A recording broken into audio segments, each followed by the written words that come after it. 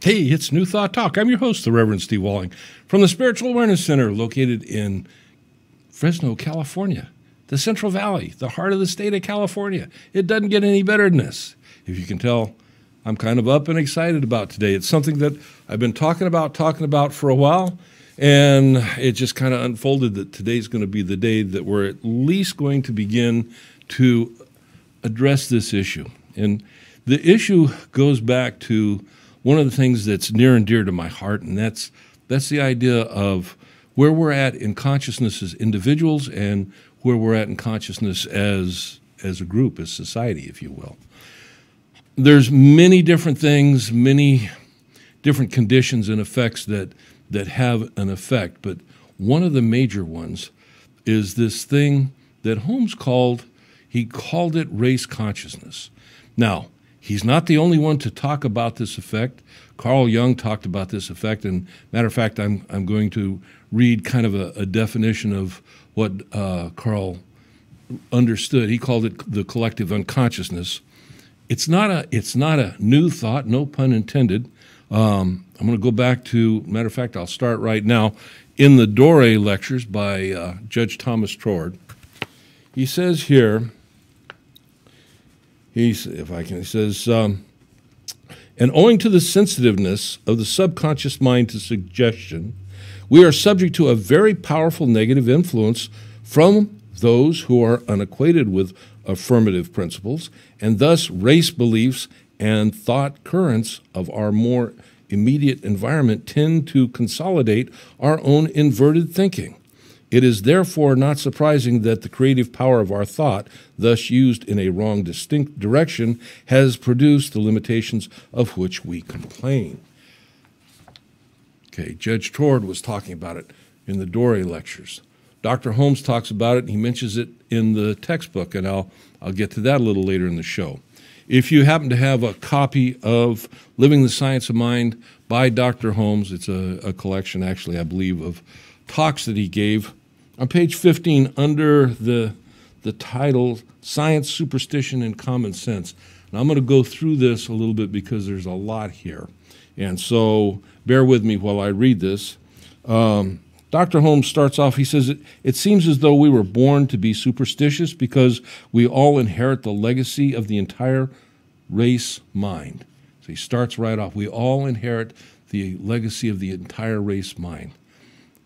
That's kind of a big thing, when you think about it. I mean, here we are, little creatures coming into the world with what we think is a clean slate in our consciousness, and Holmes says the legacy of the entire race mind is there. And as you begin to understand how this affects us as individuals, you can see the potential seeds that are planted right from the very beginning of our experience on this physical plane. He goes on to say, Freud, the first man to chart the unconscious, said that the neurotic thought patterns will repeat themselves with monotonous regularity throughout life unless they are changed. And he was referring to what he called the unconscious and what we call the subjective state of our thought. He says, while there was a great deal of controversy about Freud's life and teaching, one thing is certain. It would be impossible to write an adequate book on psychology today without its being profoundly influenced by his discoveries. We are not concerned with his philosophy of life from a spiritual viewpoint, but only with the scientific discoveries that he undoubtedly made and which caused psychological research to be recharted to conform to the new patterns. That was a while back. They were exciting and heady days in the early days when Freud was teaching and Troward was writing and Dr. Holmes was putting together this philosophy that ended up being called Science of Mind and Spirit, religious science ultimately as a religion. But we were discovering, generally speaking, we were discovering things about the mind that heretofore had only been kind of speculated upon, maybe not even part of the consciousness of humanity. People were locked up because they had thoughts that were out of line with what was considered normal, and they had sanitariums that they put them in and so forth. And Dr. Freud came along and he began to do his research, and since his time, there's been a lot that has been discovered that kind of invalidates what Freud taught, but he's the pioneer that was there. And one of his early collaborators was Carl Jung, and Carl Jung took this idea of the collective unconsciousness. And let me see here, I'm going to pull up on my trusty computer that I have sitting here next to me, and what Jung thought in his theory, it's Jung's theory on the collective unconsciousness was that it was made up of a collection of knowledge and imagery that every person is born with and is shared by all human beings due to the ancestral experience. Although individuals do not know what thoughts and images are in their collective unconscious, it is thought that in moments of crisis, the psyche can tap into the collective unconscious. Moments of crisis, maybe moments of opening up within ourselves to things that are there. One of Jung's one of his contributions was the idea of this thing that he called the shadow, that which exists within us, where things live, if you will, within us in the form of beliefs or whatever, that as they express in our life, doesn't necessarily express in real positive, life-affirming ways. And oftentimes when we have the unfortunate experience to experience this, after the experience, whatever it is over and done, we question ourselves because, oftentimes we ask, well, where did that come from? That's not who I am. And yet it played out and it expressed itself. So we've got this understanding. Now, as Jung understood the collective unconscious, he had a different take on the source than what Dr. Holmes understood race consciousness to be. But in effect, they were talking about the same kind of influence on humanity. And as practitioners, and here I'm including anybody, not licensed practitioners or certificated practitioners, but anybody that puts this philosophy into practice in their day-to-day life experience and maybe treating for themselves and treating for friends and families and others. Practitioners, as we become aware of the power of mind, the power available to us, the power of affirmative treatment, and then deal with issues of, it's like throwing a ball against a wall and it keeps bouncing back. For some reason, we can't make that breakthrough for some reason. And if it happens often early on in our experience, sometimes we turn away from this philosophy that is so powerful and then is so world-changing in its potential. I read from Emma Curtis Hopkins' Class Lessons 1888 several weeks ago, and where she talks about, and if you happen to have the book, it's in the opening part of chapter 3. So it's titled something like The Courage to Go On, something like that. She talks about how when people come to this science, this mental science, and they see people, other individuals that have been utilizing this and still dealing with struggles in their life, still dealing with challenges that they can't seem to overcome, and how kind of defeating that can be for a new person to this philosophy, or even someone that's been practicing it for a period of time. And she goes on to talk about how oftentimes, and this is critical, oftentimes when we come to this, it's really incredibly powering spiritual philosophy, when we come to it and we open ourselves up to the idea that there's a power and a presence for good in the universe that's available to us. And we think about the idea, the conscience, what that means, a power that is available to us that is universal and infinite in its spread and breadth, and it's available to us, and that we, as we align ourselves with it, as we raise our belief and faith in it, that we can utilize it to create and demonstrate in our own lives, and how great that is. And then somewhere along the way, things begin to go south a little bit. And as Emma Curtis Hopkins explained, oftentimes what happens when people first come, they get that excitement, they build their inner confidence, they move forward in it, and then they begin to get my term, I'll say, a little lazy. And I'm not talking about being physically lazy, I'm talking about being mentally lazy. We begin to allow our minds to kind of drift from what Dr. Holmes would call right thinking into what I'm going to call just unconscious thinking. And unconscious thinking will generally fall back into old thought habit patterns. This is one of those things that I've shared. I think I've got the book with me here today. I may read this to you again from Christian Larson, when he talks about beliefs that we've held, that we hold them on our subjective mind, in our unconsciousness, if you will, and the power that they hold over us. And as we seek to change those beliefs, and you've heard, change your beliefs, change your reality, change your thinking, change your life. It comes down to changing these beliefs, and beliefs are habit patterns of thought, but they will actually tend to resist as if they have a life of their own as we're seeking to create a better life for ourselves. And you think, well, that's incredibly, incomprehensible. I mean, aren't we on a journey to create a better life experience for ourselves?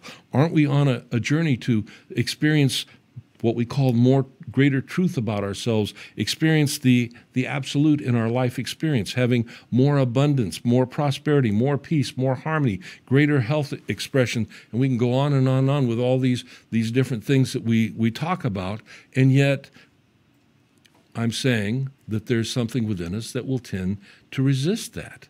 And how can that be? And I think Dr. Larson's really, his way of explaining it really caps it pretty good. So maybe in the next segment I'll get into that. But the idea that there is something universal that can have an influence on the individual is not new. It wasn't new with Dr. Holmes. I don't know if it was new with Judge Tord. But, whether we see it as the Jungian understanding or the Holmesian understanding, if you will, or someone else, it's not important what we understand the cause to be so much as it's important that we understand what the effects are.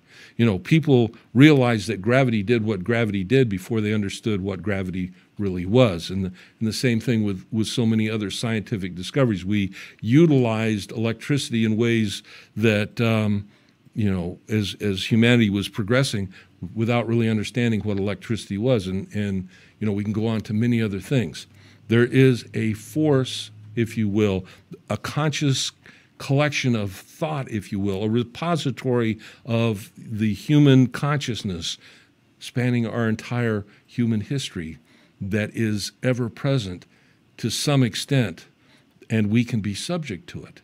And when we begin to move forward in our individual life spiritual journey, having that knowledge, it can save us a lot of grief, aggravation, but it can also be a tool that we can use as we trend to move forward. And as practitioners, that if we have someone that's our client patient that we're treating for, it can be a tool that we can use during that treatment time. So we're going to take our first break. When we come back, we'll pick it up from there.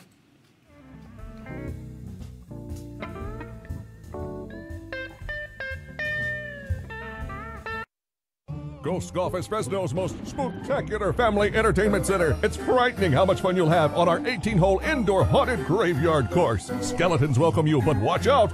All sorts of creatures may come to life. Ghost Golf is perfect for scary good parties, so book yours today. You'll get free plays at the Mummy Shooting Gallery, arcades, and air hockey. Check out our party and weekday specials online and like us on Facebook. Come play at family-friendly Ghost Golf. Yeah! Good times will haunt you. At McDermott Counseling, you will receive the highest level of care and a welcoming, safe space in which to discuss your most personal issues. Our therapists go above and beyond for you. Call 559-280-5756 or visit McDermottCounseling.com to find a caring therapist who best suits your needs. Diane Ainsworth's books of poetry and scriptures are available at CondioPress.com and as ebooks at Amazon.com. Diane hopes the words in her books will convey the unconditional love Jesus has for you. Learn more at God'sInspirationsBlog.wordpress.com and get a copy of Diane's books today. Hello everyone, my name is Miss G. I offer fun and affordable promotion and advertisement on my talk show. It is called Fresno Vibes. We talk, we play awesome music. I also feature a bunch of different bartenders from different places. I like to have restaurants. I like to have any event, any kind of fun stuff. Contact me at rmgmissg@gmail.com and we will have so much fun and we will promote your business, promote your event right here on my show. So contact me. We'll have fun. Thank you.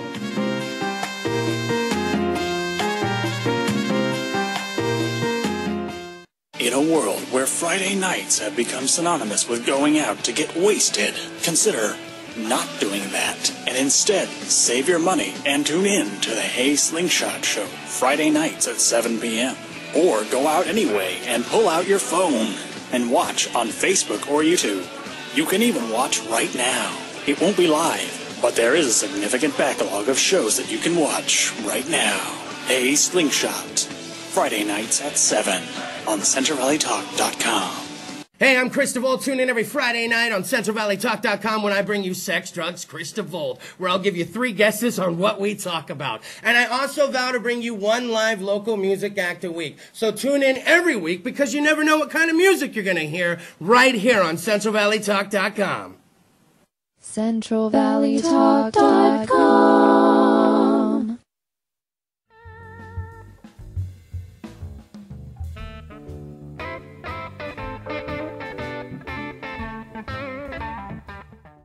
Welcome back to New Thought Talk. I am your host, the Reverend Steve Walling from Fresno, California.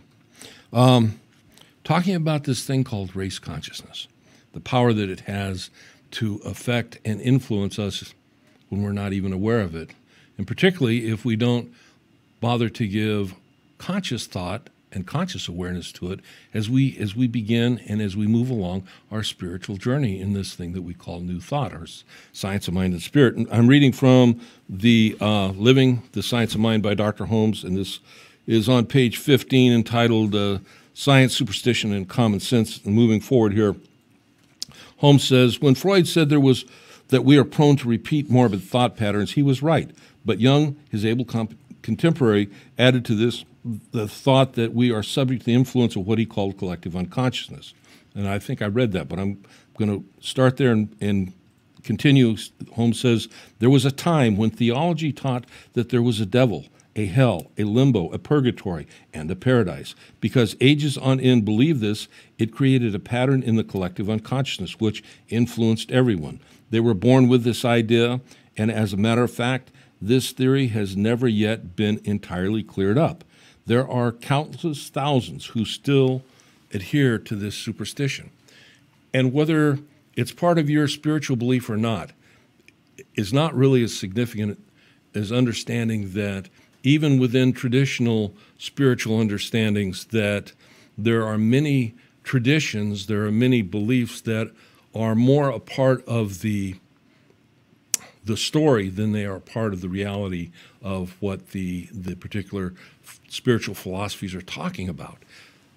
When we move on from this, particularly in New Thought, that as we begin to understand the power that we have available to us, as we begin to put that power into practice through this thing that we call affirmative prayer treatment, that I can, through speaking my word, have an intention and expectation to see a demonstration in my life, and to see it, and you know, we always, you know, this is one of those things we talk about at the level of our belief. It's done unto us as we believe, and that's powerfully true. Our beliefs, if they're tied to race consciousness, and they are to a certain extent, will always be limited in some way, some shape, as long as we allow that limitation to exist within our minds. Our beliefs will also be tied to the personal, and I've talked about this, the personal prejudices and beliefs and limitation that we hold as individuals. As we do this, as we hold those prejudices, those judgments, those thoughts and beliefs and limitation, at the level that we hold those, at that level we separate ourselves from aligning with divine principle. We need to eliminate that from our consciousness, and that's a part of an ongoing journey for sure. But we also need to understand and be aware that in that process, the beliefs that we hold that we're not aware of that we hold, and here we need to understand that, and I've had people talk to me say, well, you know, I never had that taught in my home. It was never part of my spiritual understanding growing up. That doesn't necessarily make any difference. It doesn't mean that you're still not subject to that belief, that on some level in the subjective side of our consciousness, you still hold that to a certain extent. Remember, at the subjective level of our consciousness. It's where we are kind of hooked up, if you will, plugged into the greater subjective, that which we call God. So I'm going to go and read this out of What is Truth by Christian D. Larson. It's very simple, very straightforward, but it's very powerful in what he says. He says, what we believed yesterday, we frequently discard today, and what we believe today, we are not quite liable to discard tomorrow, possibly with few exceptions. Nevertheless, while the beliefs of today remain, we are so thoroughly convinced that they are true that practically nothing can change our minds. This is where, as we hold beliefs, remembering that beliefs create our reality. And so when we're talking about, seeking to change your beliefs, we're talking about seeking to change your interaction with that which you call reality in your own personal life. For some people, that's almost inconceivable. It is available to us. We can all do it.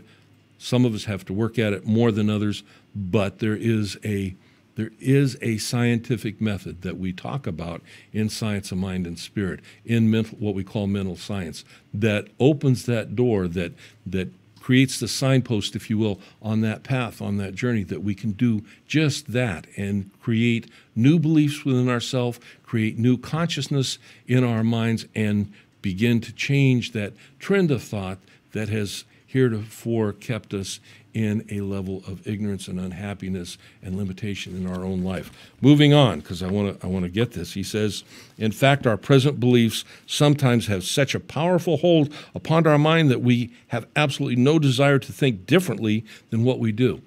Think about this. You're beginning to learn about new thought, and as you learn about it, there's that little voice within you that says, well, maybe, well, I'm not sure, doubt, whatever. In truth, that's part of this mechanism of thoughts that we hold, creating a fertile field, if you will, for us failing. And we all can create what I call a failing field if we're not on the ball sometimes, if we don't pay real close attention to what's going on between our ears and beyond, right? He says, and what's more, the very beliefs as a rule refuse to be examined. It is certainly mental bondage with a vengeance when a mind dare not examine the credentials of its own beliefs and is so completely under control of its own convictions that it is unable to question their genuineness or authority, and that displays and demonstrates through, maybe not in the moment as we're working on it, but through doubts that come up at a later time, oftentimes when we're not even thinking about it. They kind of, like a ticker tape through the back of our consciousness, they kind of, there, and we're, maybe a little bit. Oftentimes they show up at night when we're at sleep, and this is why when we close off our day, and I've talked about this many times, we don't just end the day and go to bed. At that time, the end part of the day, that's the time to maybe make a gratitude list and review it. That's the time to give thanks to the divine principle, to God, for the good and the abundance that you experienced during the day, for the tools that God, source, has provided you to transcend the obstacles of that day, knowing that tomorrow, when your eyes open, that it's a greater day, a greater gift, and God is there to lead and guide you along the way. And as you head into that night time, maybe that sleep time, maybe you close off with an affirmative treatment right at the end of the day, and make your declaration, speak your word. And, if you have certain challenges that you're going to be facing in the next day, as you speak your word, to make a declaration of truth, that there is that within you that will provide for you and to you any information that you need, want, and desire to transcend and overcome. And this is where, when we understand that race consciousness is ubiquitous, it's not selective in what's there, that we can actually open our consciousness up to accessing information that may support us, access information that will help us move along in a positive manner in our life. So race consciousness is not necessarily something that we should be afraid of, but it's something that we need to be aware of. And then as we become aware of it in our spiritual journey, on our spiritual path, we can make use of it instead of being a victim of it just having free play in our mind and our consciousness. And it can if we leave the doors open, so to speak. So Holmes goes on to say, at one time it was thought that it would be impossible to cultivate the desert and waste places and make them productive. The thought was that it was unnatural, and so it could not be done. But some person had the courage to go ahead and make the attempt, and he was successful because he was complying with the laws of nature. Common sense and science must be applied to religious and spiritual things as to everything else, for we can no longer monotonously repeat, "Thus saith the Lord," because certain proclamations of some of the early prophets. We must analyze their statements, see whether they are speaking from divine patterns or from inertia of human thought patterns which they had unconsciously inherited. People have changed the world with insight and understanding that they received when they set out to develop, create, invent the things that have changed humankind. Inspiration comes from somewhere. It doesn't come from midair. When we talk about being connected with Source, being divinely led, we're talking about these things. We're talking about race consciousness. We're talking about its effect in our life. Race consciousness is intimately tied to the chaos that we see in the world. When we look out in the world today, we see a little chaos, maybe a little bit, maybe more than a little bit. You have people running around, going around, spreading fear, spreading hate, spreading anxiety, spreading beliefs in limitation, beliefs in all sorts of things that are in opposition to what we understand the divine nature, the divine goodness, the divine love that is supposed to be available to each and every one of us as an expression of God. When I say supposed to be, that's the divine gift that's given to us. Each and every one of us as an expression of God in this physical plane, in the conscious and the image and the likeness of the divine, has available to it in potential everything as individuals. And I clarify this as individuals because it's very individual. It's, for one, it's different than another. But we have everything that we need, want, and desire to live this life and to live it at the highest maximal degree of livingness that can be accomplished in this life. God has prepared for us the way and put the door in front of us. It's for us to recognize the door's there and to open the door and to walk through. This is what faith, building faith and belief, this is what affirmative treatment's about. This is also about being aware of those things that have left a residual impact, not only in our minds, but in the race consciousness of, what's going on in the world. I talk about how we can change the world, how Holmes believed that this new thought philosophy would change the world. But it wasn't about going out and telling other people out there how they had to live, how they had to change their beliefs, how they had to step up and do whatever it is that we may feel that they need to do to change the world. What Holmes believed, and I'm dead on with this, that if we want to change the world, we change ourselves first. We seek that which exists within us, that guiding light, that divine principle, the God within, the Christ within, whatever you want to call it. There's that within us that seeks to express itself, and it expresses as an urge through us to and into our life experience and into our life reality, and through us, through our lights, we bring greater light into the world. It's time for our next break. I'll see you when we come back.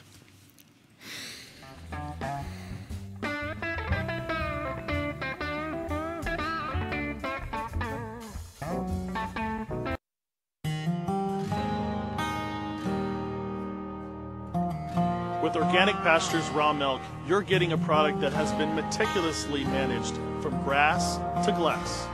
From our pastures to our dairy, creamery, and distribution, we work hard to produce a product that is safe and clean for you.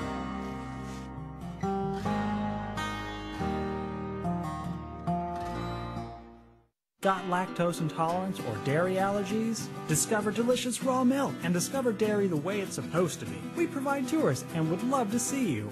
Come visit the cows, watch the milking, the cheese being made, and learn all about raw milk. We're just 20 miles south and west of Fresno, California.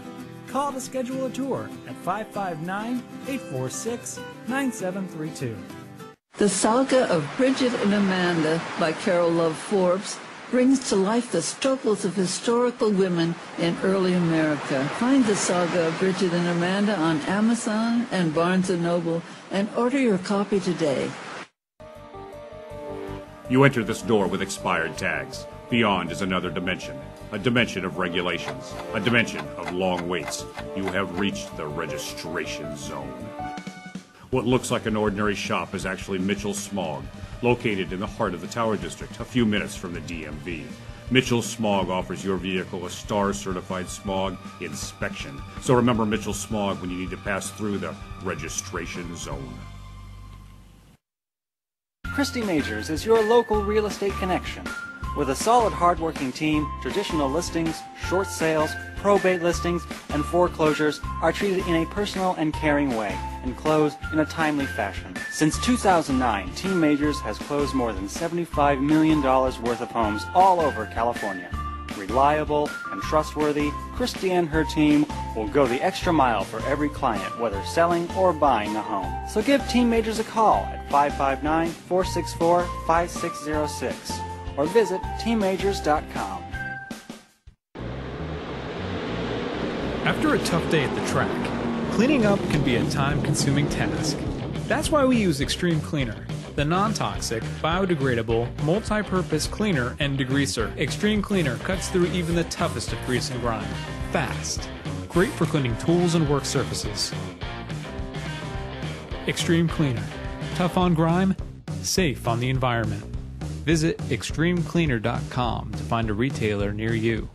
When you experience flooding in your home, you need to call Clean Master Emergency Flood Service at 559-213-9430. After soaking in water for only 45 minutes, carpet starts to come apart. Clean Master Emergency Flood Service can help, and not just with carpet repair. They also offer carpet cleaning, upholstery cleaning, carpet installation, and more. Call Clean Master Emergency Flood Service, and they'll be there in 60 minutes. Call 559-213-9430. CentralValleyTalk.com.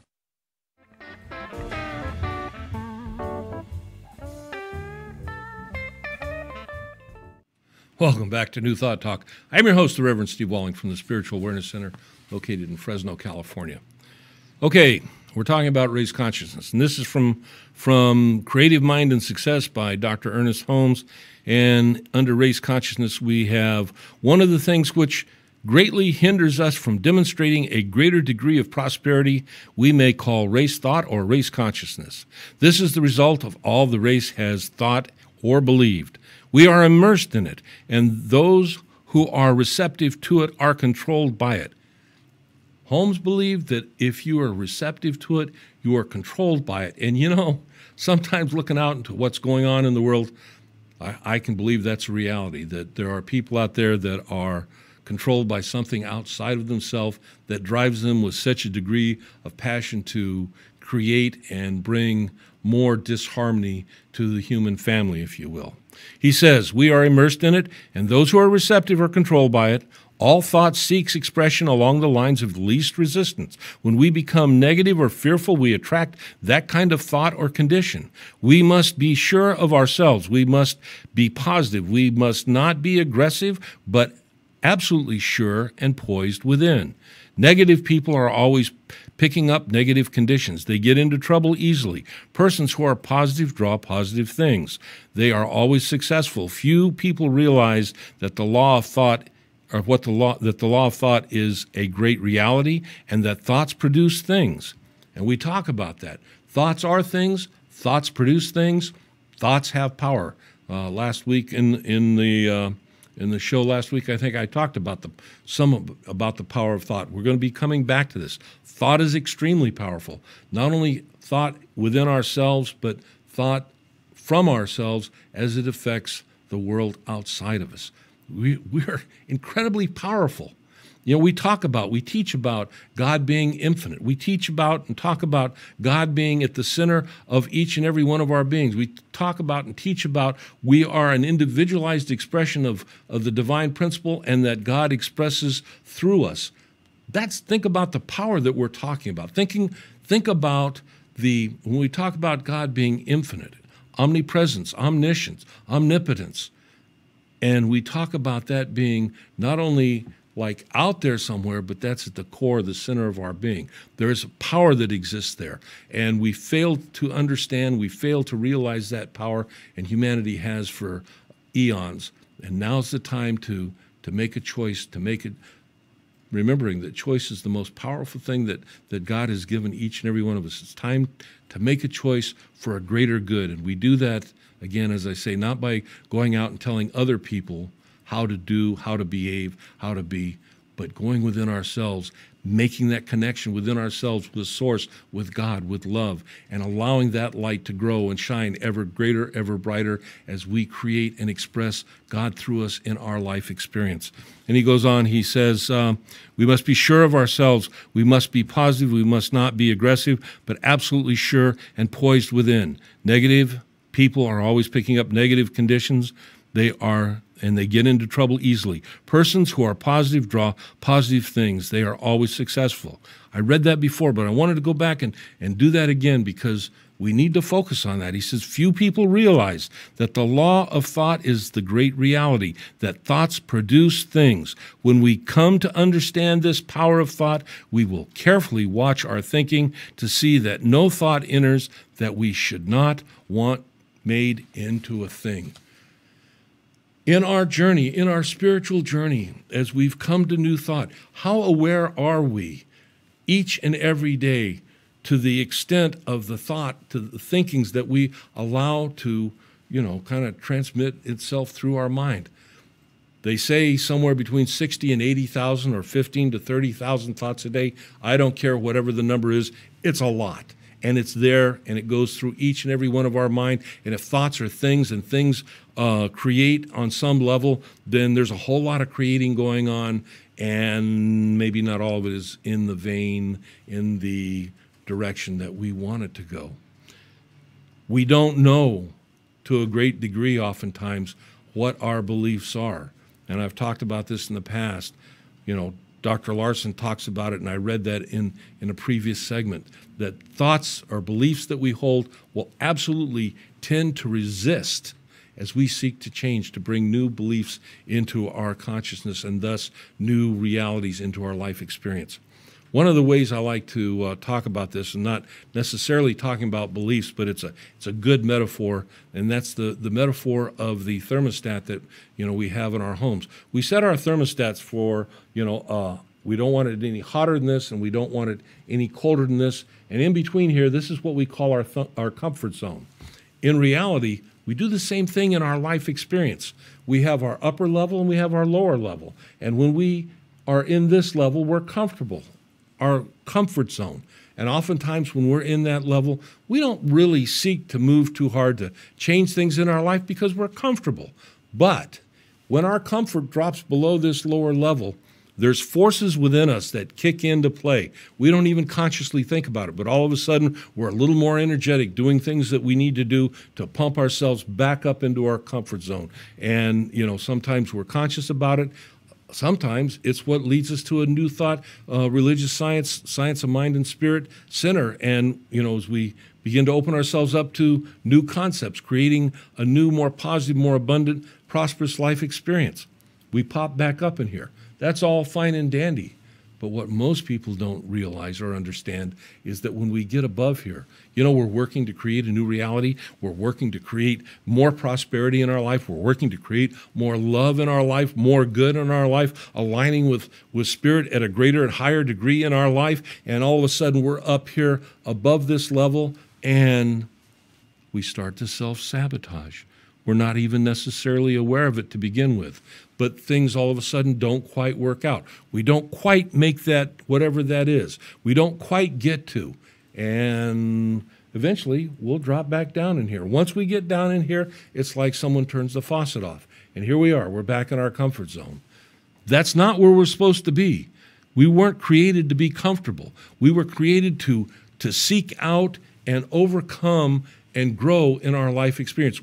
Humanity is meant to have struggle, and if you can understand struggle as not a negative term, but as a term, an understanding of overcoming, that God has created us in such a way and given us the gifts, if you will, to overcome whatever life brings at us. I often say life comes at us at the speed of life. Absolutely. Sometimes it seems like it's overwhelming. But you know, when you're aligned with principle, when you know that you've got a bigger God, when you know and you have created that within yourself, the habits of being in consciousness, of seeking to affirm a greater good, that whatever life brings, you don't see it as something that's going to defeat you. It may be challenging. You may have to bring resources to the table that maybe you weren't even aware that you have, but you know, when you go to a bigger God, the resources are there. And once you transcend it, once you become victorious, once you move beyond it, or if it happens to stop you in this point, you don't accept defeat as the end-all be-all. It is a moment that you have learned whatever it is that you need to learn to grow and move and get beyond whatever that is, and however you do that in your own life experience. People that have this kind of focus in their life, they're unstoppable. And you know what's really amazing is that they draw people to them of similar consciousness. They live in like-minded communities, if you will, of people that have that same idea, that same understanding, those same thoughts. You know, it's important on one level that we show up at our New Thought centers. A lot of people don't speak to this too much, but being connected with like-minded people where you come together on Sundays, whatever it is, whether it's unity, science of mind, religious science, whether it's divine science, it doesn't make any difference. You spend time with like-minded people because, you know, that thing we were talking about, race consciousness, well, there's a greater race consciousness. We got that. But, you know, there's also local race consciousness, if you will. There's a race consciousness within a family. There's a race consciousness within our own spiritual community. There's a race consciousness within the societal community that we live in.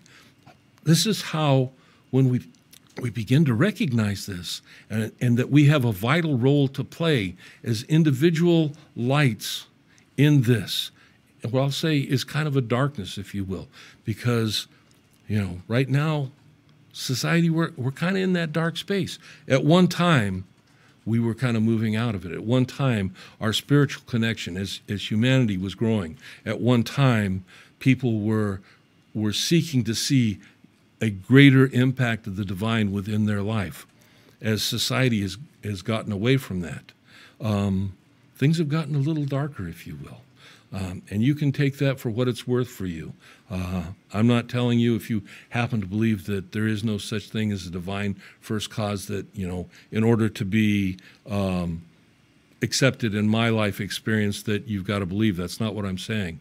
I believe that you were created in the image and the likeness of God. I believe that I love you as I love myself, and I love God with all that I am, which means all the way around there's a love to be shared. And that is the consciousness that I bring within myself into the community that I seek to experience and express in. And I'm always open to experiencing and interacting with other people, regardless of who and what they are, knowing that they are God expressing as them, knowing that they're bringing something exceptional into this life experience. And I also know that if what they're expressing is something that may be beyond my current tools to handle for whatever reason, that I can establish boundaries that are boundaries that are put in place out of love, not boundaries that are put in place out of hatred or fear or anxiety. And on that note, I'm going to take our last break. We have blown through this today. I'll see you when we come back.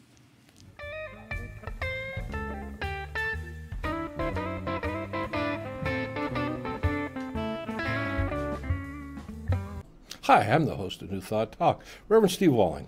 And I want to take a moment today and give you an opportunity to support our ministry, support our show. You can do that through a PayPal payment. You send the payment through PayPal to the email address of Madera, MADERASAC @gmail.com.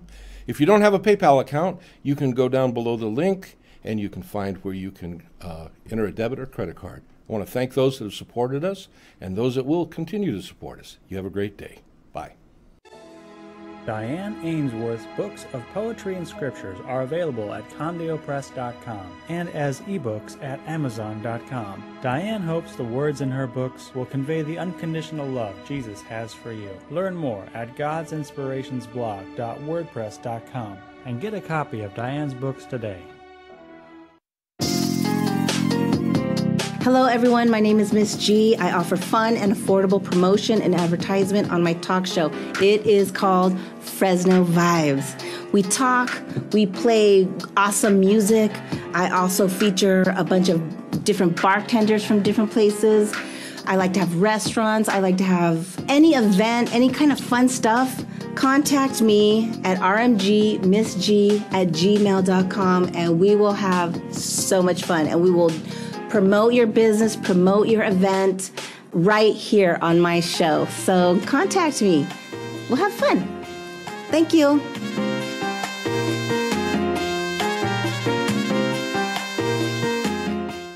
Get your copy of Crouching Mama Hidden Veggies today, packed with recipes of delicious food cooked with hidden vegetables, so you can feel confident that you and your family are eating your veggies.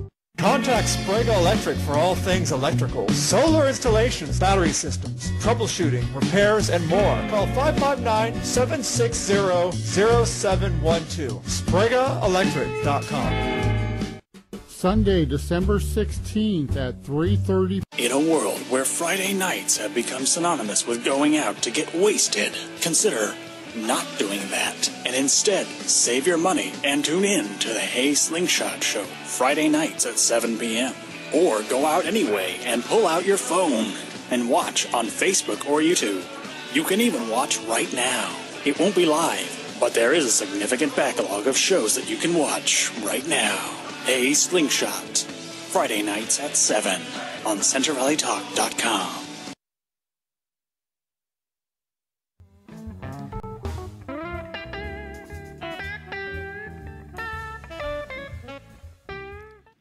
Welcome back to New Thought Talk. I'm your host, the Reverend Steve Walling. I've been burning through this today, talking about race consciousness. I will probably be revisiting this through future shows, but I want to get through this much today because it's been on my mind.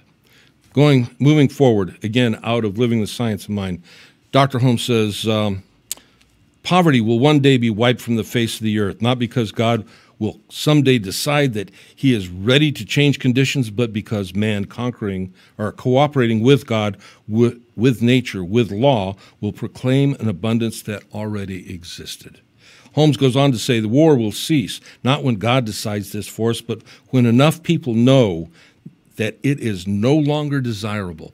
When enough people know, and it's not about enough people knowing and going out and telling other people. All we need to do is to know, and to know that we know. He says it's no longer desirable, and they steadfastly maintain their position. From the communion with Spirit, man will come to perceive the deeper reality, the broader sharing in the human experience. There's a power and a presence for good that's available to each and every one of us. I say this on an ongoing basis. I say it oftentimes to myself during the day. If there is a power, if there is a presence, and if it is good, if it is the creator of all that is, and if it is available to each and every breathing, living human being on the face of the earth, then we all have access to it at some level. And one of the things I teach, one of the things I believe is this thing that when something is known in God at any point, it's known in God at every point. Think about that. If you know peace, harmony, and love in your heart, in your mind, in that one point, wherever you're at on the face of the globe, it's known in all points on the face of the globe. Now, it may be a silent or a quiet little whisper, for sure, but you know, And we've talked about this in the past, the concept of the butterfly effect. It only takes a little bit to create a great, larger, bigger experience. When we make that connection within ourselves, you know, one of the things that Holmes talks about, and it's taught in other New Thought beliefs, is having that experiential connectedness with Source, with the divine principle, with first cause, with God, with the goddess, whatever you want to call it for yourself. Because you know what? Names aren't important. What's important is that you understand that you, whoever you are, you, wherever you're at, you are not only an example of God living, breathing on the face of the earth, but you are a part of the greater humanity of all of humankind. There is no separation between my brother, my sister, and myself. We are all, it's not just like even being part of the same family. We are all in this oneness. And as such, as we bring good to this, we bring good to all. As we bring positiveness, we bring positiveness to all. As we bring a realization that there is no such thing as limitation, we bring that limitation idea to a stop, a halt, a standstill within the greater human family. It's something that we can do. It's something that we're all, in a sense, charged to do, because our purpose, if you will, as we walk and live and breathe on this thing that we call Earth, in this materialistic reality that we oftentimes get confused and think that it's the ultimate and absolute reality. Our purpose really is to express the divine principle through us, and to do so at the greatest and highest level possible. And if we have that understanding, if that's what the divine has sent us here to do, if you will, and I'm kind of using old terminology, but if that's our purpose for being here, would you imagine that that which created us would have tied our hands before sending us here, would have prevented us from having access to everything that we need to express our lives maximally. Now, maximally for you is different than for me. You know, we are all individuals. Some of us are artists, writers. Some of us are parents. Some of us are teachers. Some of us are, you know, and you can fill in the blank. But for each and every one of us, there is that which was created within our DNA, if you will, actually even more intimate than our DNA, for us to express here in this life, and it's individualized to each and every one of us. And when I say God has created in potential for us everything we need, want, and desire, I want you to reflect back upon what the master teacher said when he said, "It's done unto you as you believe." Think about it. If you can believe that whichever thought, whichever dream, whatever desire that you have repressed or felt that you weren't worthy to do or you didn't have enough to do, no matter where you're at, no matter who you are, no matter how old you are, you start right where you're at. And when you start right where you're at and you open yourself up within yourself to the availability of the good that's there, you begin to change your life. Now, for some of us, we can do that in one giant step. For most of us, we do it in incremental steps, but we do it. And when we recommit and we do it day in, day out, we make changes. Oftentimes, we make changes that we're not even aware of as we go through them until, and again, this is one of the things that I talk to people about. When you're seeking to create change in your life, don't look to the horizon and see how far ahead it is. Stop and look back and see where you came from and realize how much progress that you've made, because that's the measure. It's not what's in the future, because the future is always going to expand. You know, you can go as far as you can go, and there's going to be more out there, and that's not an obstruction. That's not a problem. That is an availability. It is a challenge from the divine to us to excel, to be more, have more, experience more, express more, share more, and live more in our day-to-day life experience. Something that no one can do for us. We got to do it for ourselves. We got to stop looking out in the world and demanding that the world provide for us. We got to realize that everything that is necessary, that we need provided for us, is already there as we open ourselves up to it. This thing called race consciousness holds so many of us back. It tells us so much about what can't be done. It it points to the material world, and it says, look out there. You will never rise above what that is. And none of that's true. But we have to realize it. There are people that have come out of the most extreme, dire, horrendous circumstances to be shining, guiding lights in the world. Do you think God only made one of those? If you believe in a God, and I do, you believe that God makes us all, and I do. Do you believe that God plays favorites, really? I don't. I believe that the good in an infinite level is available to us. But we got to choose. We got to embody. We got to decide. And we got to make our decision to start. We commit to that decision. And you know what? This thing called race consciousness or beliefs that we hold that will tend to fight against, yeah, it's there. It's going to happen. We got to meet those as challenges. We don't see those as impediments that stop us. They're just challenges, and challenges are meant to be overcome, and we've got the tool available to us to overcome. As Reverend John E. Coleman said, we got a bigger God. Never forget that. No matter what life brings at you, you have a bigger God. And that doesn't mean just that God's big in the sense of big. God's big in the sense of God's infinite ability to provide for us. Don't look out into the conditions and the effects that are surrounding you and lay your ability to move beyond wherever you're at in your life based on whatever those conditions are. God does not pay any attention to conditions. God only knows how to create. God only knows love. God only knows goodness. Whatever your story is, and we all have our story, and some of them, as I've said in the past, they may be horrendous. We may have defined our life up until this point by the story that we've experienced. You know, I'm a victim. I've had this happen. I can't do this. You know, on and on and on. I challenge you to look out and see through your eyes what God can see through you, which is an infinite degree of forward movement, an infinite degree of livingness. And you can find those individuals out there. They're all over the place. They refuse to accept the what is as the what is and realized and opened themselves up to the what can be. And what can be when you grab a hold of what's available to you is awesome, and it's infinite, and it's love. And as you do that for yourself, you change the world. Not only your world, but the entire world. That's our journey. That's our purpose.